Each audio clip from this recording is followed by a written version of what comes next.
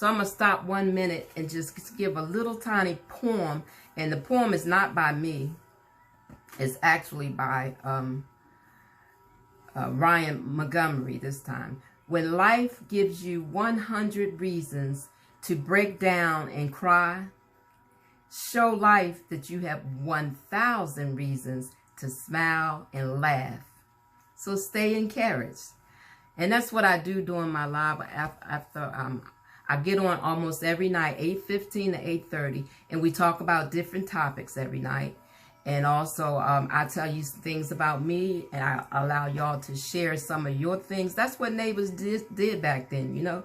You would get off. What we did was after dinner, and you cleaned up. The kids and my parents would go outside and sit, and my dad would smoke his pipe, and you know, my neighbors with their cigars and cigarettes and whatever else they smoked, and you know, their favorite beverage.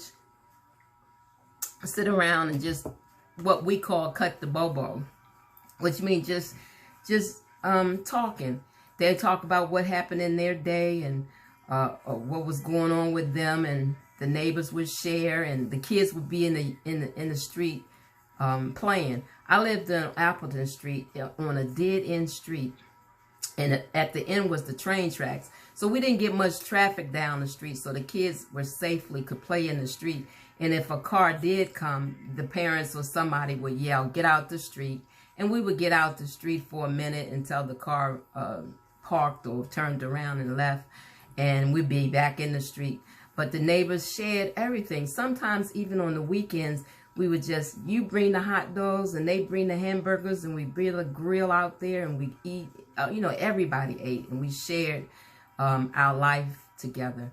But they don't do that too much no more. Like I said, everybody's on social media. So now our neighbors are our social media neighbors, and you are my social media neighbors. Feel free to come in 8:15 p.m. to 8:30 every evening. Now, the topics that we talked about, a whole lot of things going on in the world, and that's what we do discuss. We discuss whatever's going on. I've heard the craziest things. Last night I wanted to share a little something because I was like, oh my God. I heard there's a guy from California that actually, I can't think of his name, but he said it's a whole lot of people getting ready. She said over 1 million people. They have meetings all over the world. They are attending. They are tired of and against the restrictions they have for COVID-19. They're losing their businesses. They're losing their livelihood. They can't pay their bills and rent. And it was a military veteran. And he was at one of the county board meetings. And he said that they have got together and they're going to take over in as if any means necessary, a violent group that's willing to kill because they think they don't have any more choices. So we got to stay prayed up and all the time. But like I said, I was born in Baltimore, Maryland on a dead-end street. And I'm starting to write a book called I'm from Appleton Street. And I want to share just a little tiny bit of something from my book. Because like I said, I'm not a poet, but I love poetry. But I'm a storyteller, so I'm going to tell a story. Before I get into the one with the, about Appleton Street, I'm going to share one from Maydell Gilmore, and it's called The Braun Vision. Hey, Reva, it sure took you a long enough time to open this door. Child, you ain't gonna believe what I got to tell you. But first, give me a cold Pepsi and let me sit myself down and get these shoes off my feet, 'cause my corns are killing me. Well, I had just got out of Sylvia's and was going to walk into CVS, and as I was about to go in the store, the men seemed to be going crazy. Some was yelling out, "Mama, you got it going on." I turned around and lo and behold, there was this bronze vision crossing 125th Street with one arm full of packages and the other with holding her pocketbook. She floated rather than walked onto the crosswalk and waited for the light to change. There was this soft breeze, and it blew her beautiful hair back and forth, and then it fell right back in place on her shoulders. And that dress was so silky, it seemed like it was saying, touch me. And it was so short, I don't even know why she even bothered.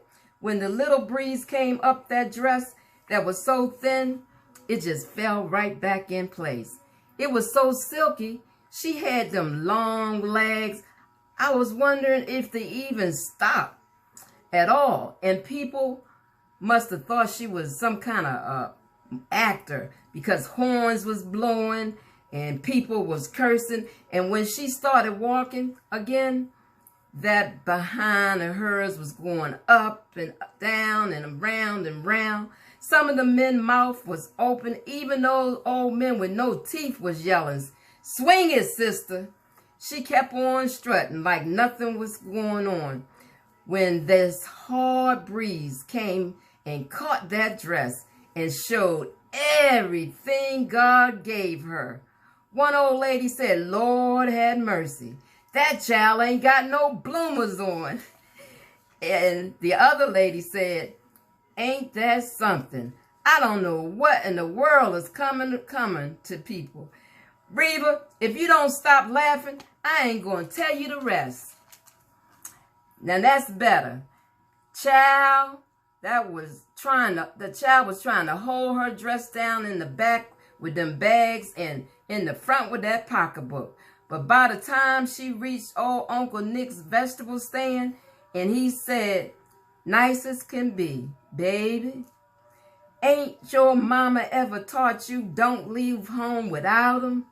Thank you for letting me share. That was just a little tiny one from Della Mae Gilmore that I enjoy, because it's mostly poetry or when you're reading little stories, it's a visual that you get. And it was just, I was all into it. So I thank y'all for letting me share, and I hope y'all enjoyed it. And that's what it's all about. 8:15 every night I get on, and we, like we said, we talk about the events of the world. We talk about what's going on with me. I hope that y'all can share some of the stuff, what's going on with y'all. Reading poetry, telling stories, and just, getting to know your neighbors, my social media neighbors. Some